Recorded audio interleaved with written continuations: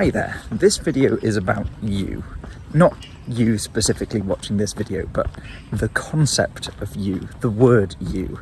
Because to someone who only speaks English, it might seem surprising, even counterintuitive, that other languages have more than one word for you. But actually, out of the 5 languages that I know just enough about to talk about this topic, English is really the odd one out. Literally all of the others have at least 2, if not more. So I want to just kind of summarize and talk about how fascinating I find this, and how not only, as I said, do most other languages seem to have more than one word for you, but even among those other languages, they don't seem to sort of agree on how many words for you there should be, or in what situations they should be used.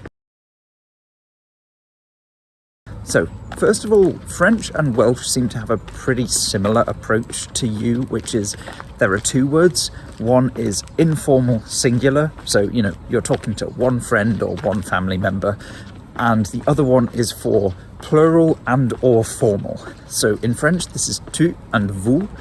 Tu is singular informal, and vous, as far as I know, is formal or plural or both.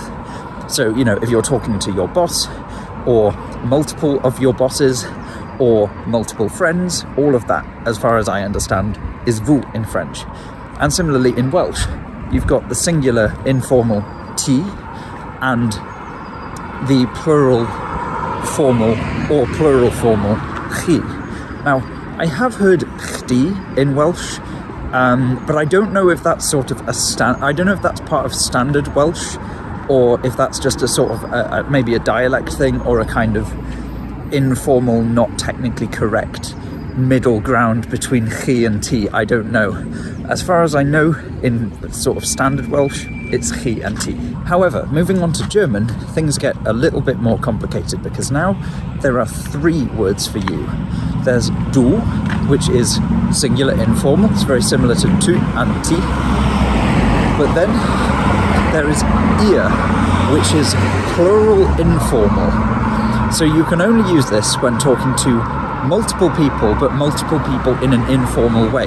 So maybe 2 friends, or 2 family members, or you're a primary school teacher speaking to the class, or also generally younger people in Germany. Even if you don't know them, people my age tend to use du, and so if it's a plural situation, you tend to use ihr. Then we've got sie, which is formal, plural or singular.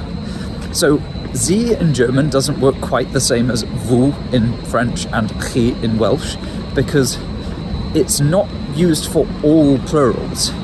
It's only used for formal plurals or formal singular.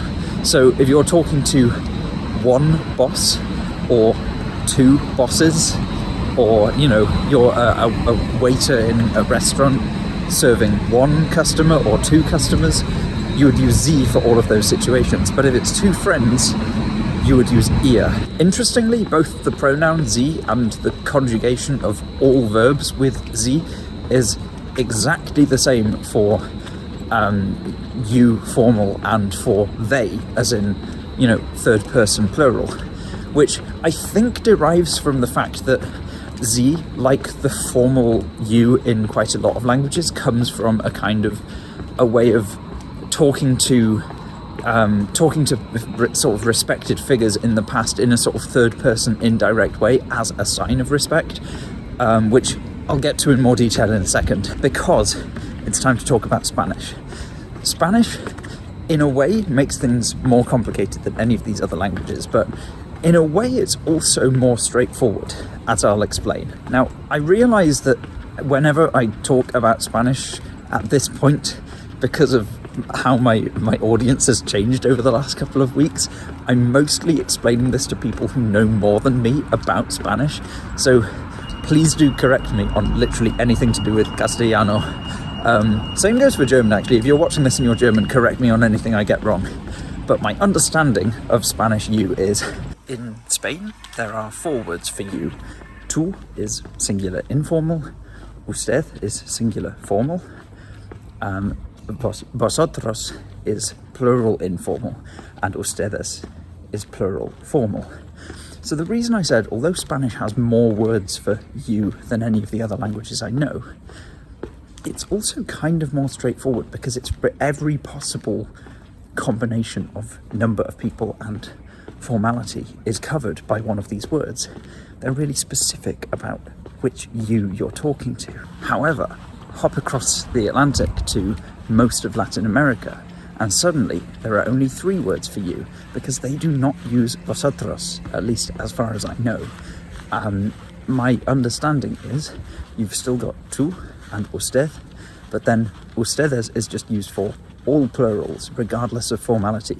So if it's 2 friends, or 2 of your bosses, or you're a waiter talking to 2 people, or it's 100 people, a crowd of 100 people you're addressing, all of that is ustedes. If it's plural, it's ustedes. However, even within Latin America, there's variation in the word for you, because in Argentina, and I think maybe also Bolivia, the word for singular informal you is different to the rest of Latin America. It's not tú, it's vos.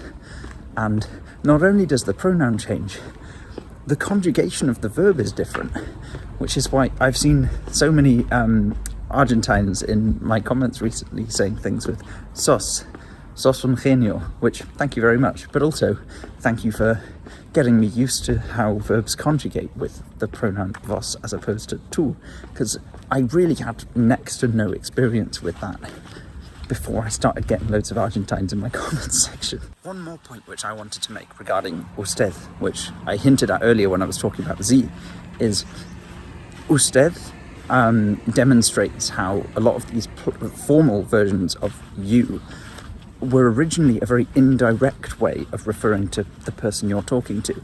I think usted comes from a word related to majesty. It's basically saying, does your majesty want a cup of tea, or whatever you're asking. And that's why the conjugations of usted and ustedes are the same as the singular and plural third person conjugations, because you literally are asking in an indirect third person way. You're not saying, do you want a cup of tea? You're saying, does your majesty, or do your majesties want a cup of tea? Anyway, in conclusion, I think you are interesting.